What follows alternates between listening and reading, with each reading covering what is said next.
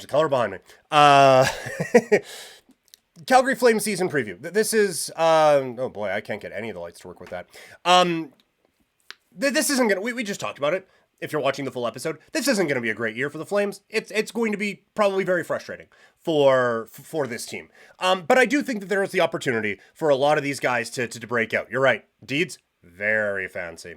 I think that there are going to be a few opportunities for the Flames to really bounce back in, maybe not even bounce back, but just kind of have breakthroughs this year. Sorry, I am now totally messed up by the lighting kind of switching when I go from orange to blue in the background. But let's start with, I think the most obvious one. It is Dustin Wolf. He has not put up the NHL numbers that a lot of people want him to, but he has, I think, so much potential. And you look at how he was utilized last year, there would be weeks where he wouldn't play games at all. It was a weird situation with, like, okay, you're the third. First of all, everyone assumed you were getting traded, or that someone in front of you was getting traded. Probably Vladar for a 7th round pick, or they were going to have to attach a 5th round pick to get him the fuck out of town. And then he wasn't, and you were in the AHL all year last year. And then you have a weird situation where there's like a couple of injuries and he's banged up, but he's still not going to start a whole lot. So he's just kind of sitting there and his playing time is inconsistent. You are playing behind a team that is constantly changing. And then you are backing up a goalie who was asked, hey, do you want to be here? And he was like, you know what? I'm good going to New Jersey instead. And they're like, okay, sweet. You're staying. And so it was a weird situation all around. And I think this year, with consistent playing time and consistent opportunities for Dustin Wolf, he is going to break through and show everyone at least the potential. Now, that probably isn't going to show up statistically. The goals against average is probably going to be pretty high because the defense sucks. And the save percentage might actually be high because he's probably going to face a whole lot of shots. But I would caution against looking at the stats for Dustin Wolf this year because I do think that they're not going to tell the whole story of how well he plays. And so honestly, it will probably lead me to be able to use him as a breakout candidate next year as well, because the stats aren't going to be there. But I think that he is definitely a guy who has a breakout type of a year. The next one is Jacob Pelletier, as he, I think, mainly has been held up by injuries all season, or all his NHL career. And that has been very frustrating because I think there is a really good hockey player in there. And I don't think we're ever going to see top line Jakob Pelletier, but I do think that we see like a very productive middle six type of a guy. Like I kind of envisioned the role for him that Pospisil plays right now, where he can like go up on the second line and contribute and cause some havoc and help things out. And if you need him back a little bit further, maybe a checking role, he can do that as well. I kind of view him in that way. And I think this year we're finally, if he can stay healthy, we're finally going to see what this kid can do and be able to put it all together. I think there is a skill set there to be a very important player for the Flames going forward. And so he is one that I think really breaks out. This third one is a bit more of a long shot, but I'm going to call my shot on it anyway. I still think Jeremy Poirier breaks out this year on the Calgary Flames. I get it. He lost a year of development last year, and the last bit of hockey that we saw from him didn't look spectacular.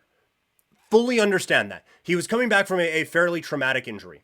And so the obvious thing, because I thought last year was going to be the growth and development year for him, and then he's kind of knocking on the door by the end of the year, and then this year it's no doubt he's making it on the team. And I think a lot of people are just kind of, okay, well that didn't happen last year, but now off he goes. I still think a year of maturity, while you don't get that on-ice development, I still think that he strikes me as someone who is getting that coaching and getting all of that. And yeah, like jumping back in playoff time isn't an easy thing to do. I think now with a full off season to get ready and now a full training camp to build up. I don't know if he breaks camp year one or day one with this team, but I do think that he is going to, I think he could have different positions, obviously. But I think that he has the potential to kind of follow the same trajectory as a Pospisil last year, where Pospisil just kind of got an opportunity seemingly out of nowhere and just ran with it and never really let it go. And it kind of caught everyone off guard.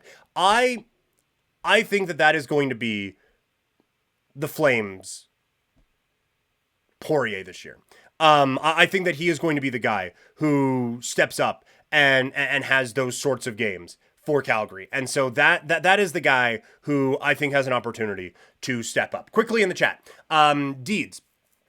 Basha looks good, has looked good at the Young Stars, and Lipinski and Parekh are making me excited for the preseason. That's fair. And I think Parekh is going to dazzle in preseason. I think he's going to be a blast.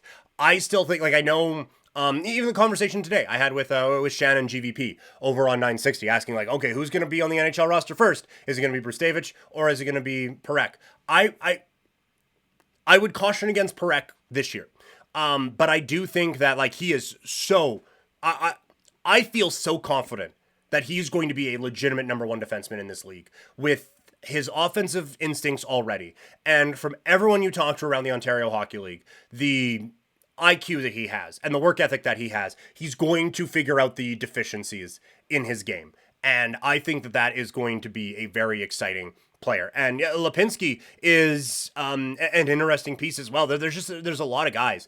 Stromgren for me is the one who's kind of catching attention, and just the style of play that he can do at 21, I think he is tantalizing, to say the least. And so I think that that there are a few guys who have an opportunity to maybe break through. The issue with Lipinski and with Stromgren is forward kind of seems set with the Flames, but you're right. Like, at least preseason, you're going to get some guys that can show up a little bit. And so whether it's games down at the Dome or when the kids travel out on the road to Seattle or Edmonton 8 times or whatever it is in the preseason, which is too long, by the way, but you're at least going to get some flashes, and it's going to be very interesting to see.